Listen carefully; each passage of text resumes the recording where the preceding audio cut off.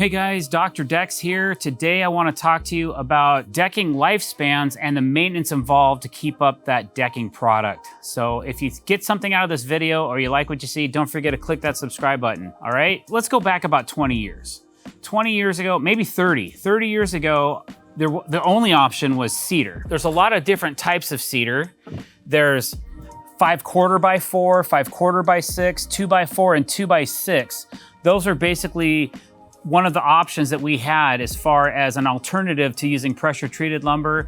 There's a lot of exotics out there. We'll get into those in a minute, but wanted to show you pretty much what a fresh piece of cedar looks like. This was actually the underside of a deck board that we took off for demolition. As it ages, and this deck has had some sealer put on it, it'll still age gray very quickly. As far as cedar goes, it has a natural resistance to rot and decay, but it needs maintenance at least once a year, if not twice a year, depending on the weather conditions. So it's a viable option. It costs less than all the synthetics on the market and exotic hardwoods. It's an industry standard around here, but it's becoming less and less popular as the price of lumber goes up and the price of synthetics kind of remain the same because they're being in competition with other brands. And a 2x6, it's obviously more material. 5/4 is thinner and it lasts less. The 2x6 will last longer, but your price could be equal to or even more than a standard composite deck board. Maybe not a PVC, but some of the composites are in the $2, $2.50 to $3 a foot range. And I think a 2x6 tight knot is in the $2.50 to $3 a foot range as well. The maintenance involved in this is annually you'll have to clean your deck, and with some kind of a wood brightener or something. Pressure washing is dangerous. If you go hot and heavy, you're gonna have all kinds of damage that you're gonna lift the grain in this material, and then it's gonna be difficult to keep it looking smooth. So what I've gone as far as using an orbital scrubber to scrub the deck and rinse it off and do a light pressure washing. I've even rented hardwood floor sanders and I've sanded out the entire deck before applying a sealant. It's labor intense and it's a lot of work. So you gotta think about that when you're choosing your materials for the surface of your deck. How much effort do you want to have to put into it year after year after year? Some people just can't get away from the fact, oh, this is so warm and comfortable. I want wood, I don't want synthetics. But in 5 years, I guarantee you 100%, even if you have a 2-time-a-year regimen, this deck is not gonna look as nice as your synthetic deck will. So there's cedar, okay? Now, in that same family of wood, we'll talk about pressure treated. Now, pressure treated lumber, they make it with incisions, and they make it with smooth. Smooth is usually for appearance. So this is a 6x6 that is smooth. They make 2x6 decking out of this, and I've seen 5/4 by 4 and 5/4 by 6 in pressure treated smooth. Around where I come from, it's usually hemlock, and then it's treated in a vat of chemicals to keep the termites and insects out of it. But the problem with this type of lumber is it does this. It'll crack, warp, split, check, and it ages as well, even if you treat it with a clear coat or even a manufacturer's recommended product. And again, it's an annual event. You're gonna have to clean that deck and reseal it to keep it up. And over the years, it's just gonna continually start to deteriorate. I've seen both of these products fail well within 10 years, start to rot and decay. Especially 5/4, the thinner 5/4 by 4, which is like patio standard around my region. I've torn those decks out within 10 years of them being built because they're failing. So a little bit thicker material will last a little bit longer if you're gonna go that route. I also don't recommend nailing this down. I recommend screwing it down with a quality stainless steel screw. It'll help hold the board down better over the long run. Smooth pressure treated for your surface decking. I've actually seen people, I've been on bids before where I've seen this installed as deck boards because some people are on a budget and they don't care what it looks like. They just want to get out of the dirt, or they're just having to replace a board and they don't care. They're selling their house, whatever the reason.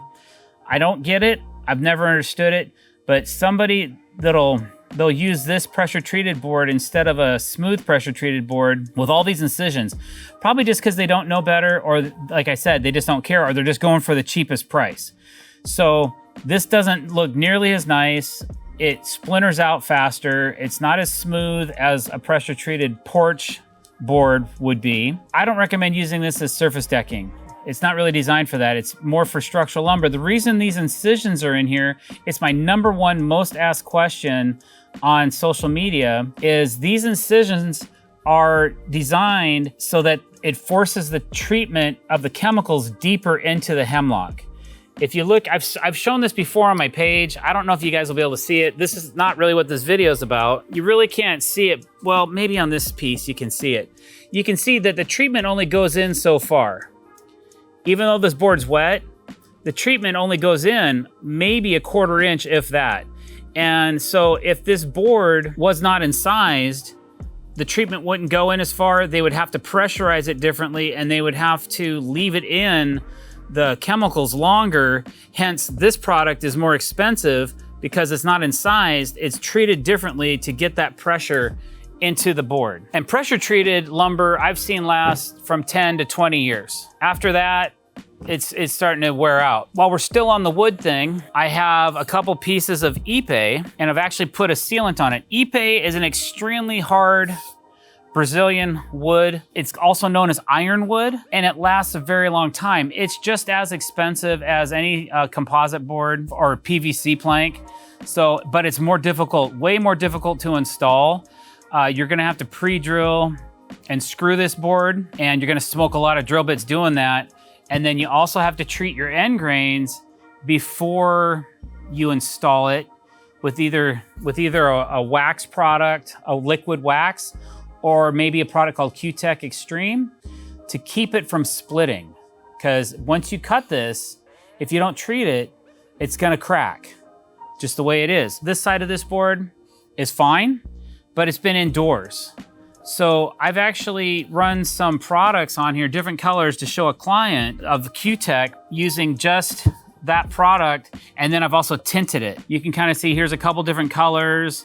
I did one in black, which was just one coat, so it doesn't really look super dark, but there's a lot of maintenance involved. Now, a lot of people will take this product and just not put a sealer on it and let it age gray, because that's what's gonna happen. It's gonna go from this color when wet, and it's gonna turn to a light gray color. And some people are really happy with that. They love that nautical look, and that's great.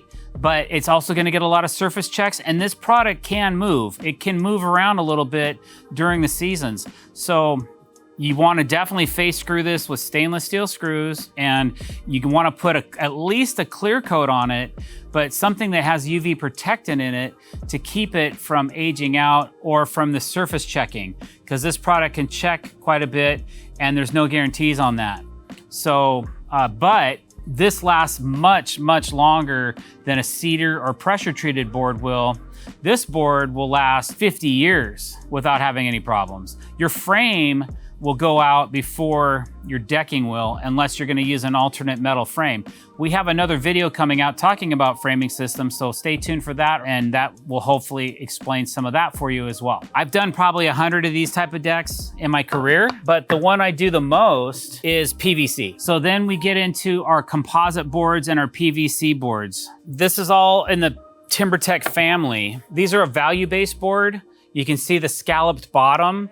They're made from a composite core and some kind of a proprietary outside shell. They make groove boards and solid boards, just like every other manufacturer does. The cool thing about this product is the price point is better than PVC, but this is my favorite. This is what I love to use as PVC. I love working with it. I love crafting with it.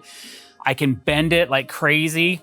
I do a lot of deckboard bending, so I know the abuse that a PVC board can take. These boards here, these cap composites, are also a great value option. This is like a step up from cedar, or maybe equivalent to a 2x6 cedar, but maybe it's gonna cost more than, say, a 5/4 by 4 or something, or a 5/4 by 6.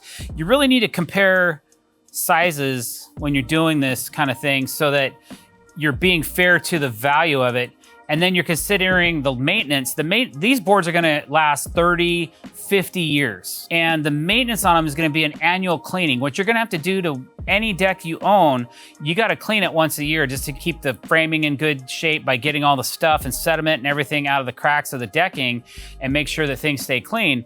So if you're going to clean your deck annually, but you don't have to seal it, that's the allure and the value and the beauty of a composite. It's gonna look like this all the time. And then the premium board is the PVC like this one. And this one I just enjoy. It's a solid board. There's no scalloping on the back end of it. It's very light as well. It's just easy to work with and it's nice to craft. So these are actually the samples out of the back of my car. They have my old logo and AZEK's logo on here. This is what I primarily am pushing to my clients. But if budget's a consideration and say, hey, we just can't afford it, here's my theory. If you're gonna spend $6 a foot for this, you're at $12 a square foot.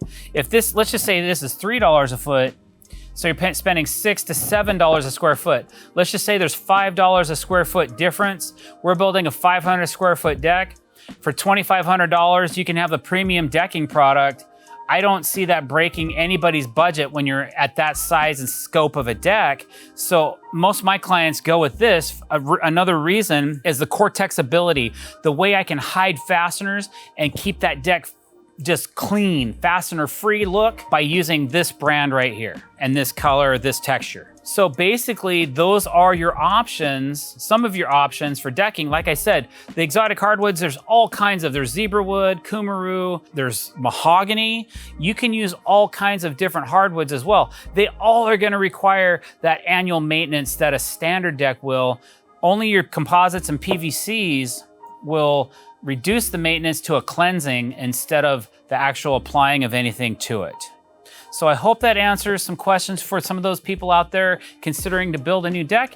And if you need one and you're in the local area near 50 miles near Tacoma, give us a call and we'll come out and give you a free estimate. So thanks for watching this video. Leave a comment below if you're inclined to do so. Thanks again, guys. Don't forget to click subscribe.